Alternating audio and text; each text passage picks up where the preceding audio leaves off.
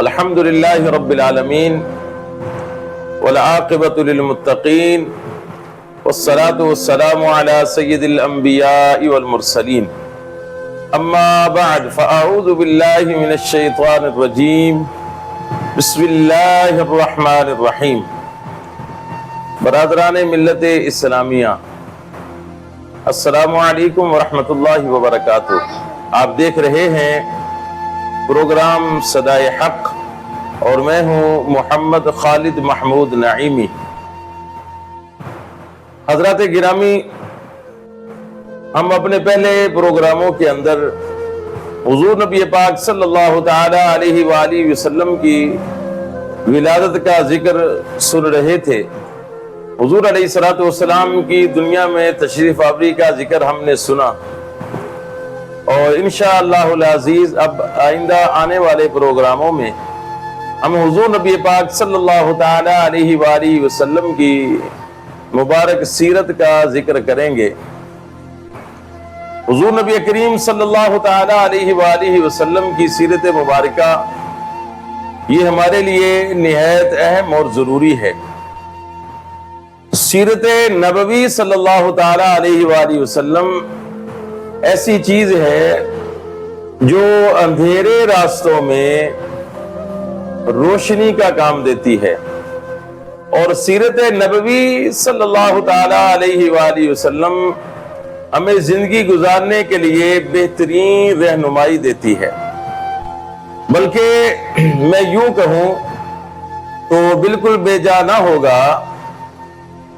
کہ حضور نبی کریم صلی اللہ تعالی علیہ وآلہ وسلم کی جو سیرت مبارکہ ہے، اس کو جانے اور سمجھے بغیر جو ہے وہ اسلام پر اور اسلام کی تعلیمات پر عمل نہیں ہو سکتا ہے۔ اگر ہم اسلام کو صحیح سمجھنا چاہتے ہیں، اسلام پر صحیح عمل کرنا چاہتے ہیں، تو اس کے لیے ہمیں سیرت نبوی صلی اللہ تعالی علیہ وآلہ وسلم کو سمجھنا پڑے گا اور اس پر عمل کرنا پڑے گا۔ سیرت نبوی صلی اللہ تعالی علیہ وآلہ وسلم دنیا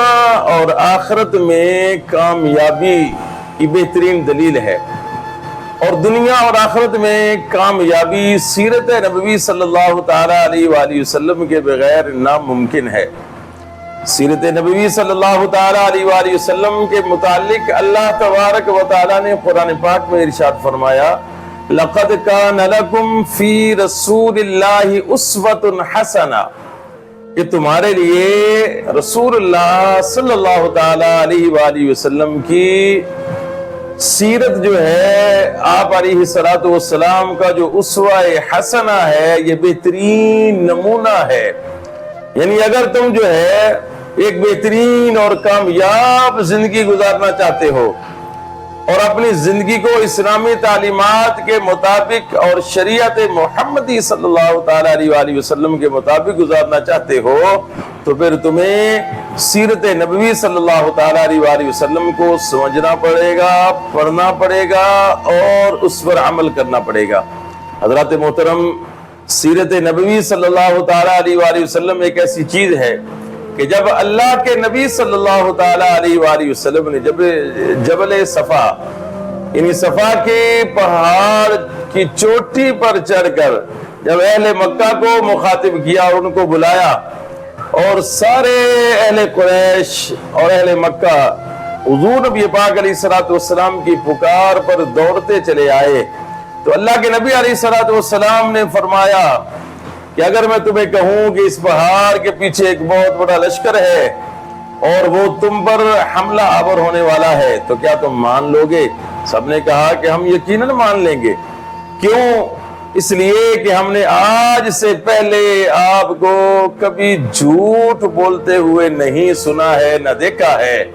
تو اللہ کے نبی علیہ الصلوۃ والسلام نے فرمایا کہ جب تم میری سچائی کی گواہی دیتے ہو تو پھر یہ جانو کہ اللہ تبارک و تعالی خدا وحدہ لا شریک ہے، اسی کی عبادت کرو، اور مجھے اللہ تبارک و تعالی نے جو ہے وہ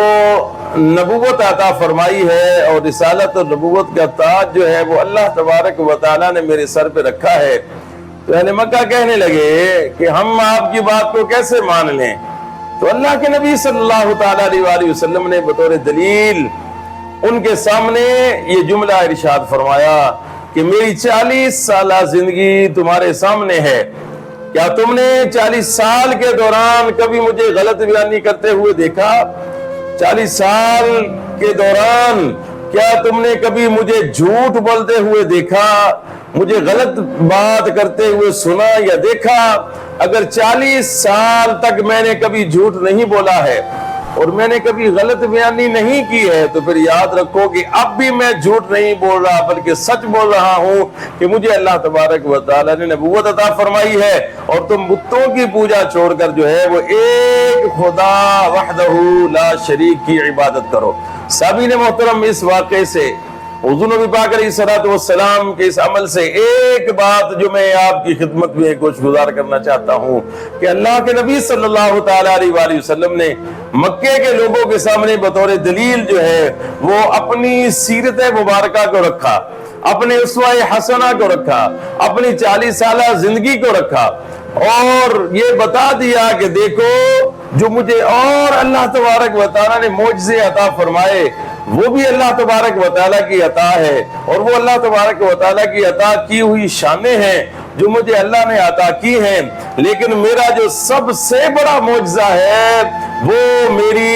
حیات مبارکہ ہے، وہ میری سیرت مبارکہ ہے۔ حضور نبی کریم صلی اللہ تعالیٰ علیہ وآلہ وسلم کی سیرت جو ہے وہ ہمارے لیے بہت زیادہ ضروری ہے۔ اس لیے سامعین محترم، قرآن جو ہے وہ ہمیں اصول بتاتا ہے، اور اس اصول پر عملی طریقہ جو ہے وہ ہمیں سیرت مصطفیٰ صلی اللہ تعالیٰ علیہ وآلہ وسلم سے ملتا ہے۔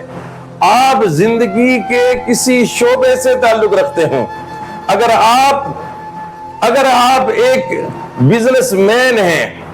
تو سیرت مصطفیٰ صلی اللہ تعالیٰ علیہ وآلہ وسلم آپ کی بہترین رہنمائی کرتی ہے۔ اگر آپ ایک شوہر ہیں تو سیرت مصطفیٰ صلی اللہ تعالیٰ علیہ وآلہ وسلم ہماری بہترین رہنمائی کرتی ہے۔ اگر ہم باپ ہیں تو سیرت مصطفیٰ صلی اللہ تعالیٰ علیہ وآلہ وسلم ہماری بہترین رہنمائی کرتی ہے۔ اگر ہم کسی جماعت کے امیر ہیں، اگر ہم کسی فوج کے ہم سپہ سالار ہیں تو سیرت مصطفیٰ صلی اللہ تعالیٰ علیہ وآلہ وسلم ہماری بہترین رہنمائی کرتی ہے۔ اور اگر ہم استاد ہیں، ہم معلم ہیں تو سیرت مصطفیٰ صلی اللہ تعالیٰ علیہ وآلہ وسلم ہماری بہترین رہنمائی کرتی ہے۔ الغرض آپ زندگی کے کسی شعبے کو لے لیں، آپ زندگی کے کسی بھی پہلو کو لے لیں تو سیرت مصطفیٰ صلی اللہ تعالیٰ علیہ وآلہ وسلم ایک ایسی چیز ہے جو ہماری زندگی کے ہر شعبے کے اندر، ہر مقام پر، ہر ایک جہت سے جو ہے وہ ہماری رہنمائی کرتی ہے، اور عملی طور پر ہمیں بتاتی ہے کہ اسلام پر عمل کس طریقے سے کرنا ہے اور اسلام کی تعلیمات پر عمل کس طریقے سے کرنا ہے۔ تو عزیزان محترم، دیکھا آپ نے کہ سیرت نبوی صلی اللہ تعالیٰ علیہ وآلہ وسلم ہمارے لیے کتنی ضروری ہے۔ اللہ تبارک و تعالیٰ کی بارگاہ میں دعا ہے کہ باری تعالیٰ ہمیں سیرت مصطفیٰ صلی اللہ علیہ وآلہ وسلم پر عمل کی توفیق عطا فرمائے۔ انشاءاللہ العزیز اللہ تبارک و تعالیٰ کی توفیق سے ہم سیرت نبوی کے متعلق مزید پروگرام لے کر آپ کی خدمت میں حاضر ہوں گے۔ آپ ہمارے پروگرام، ہمارے چینل صدائے حق کے ساتھ جڑے رہیں،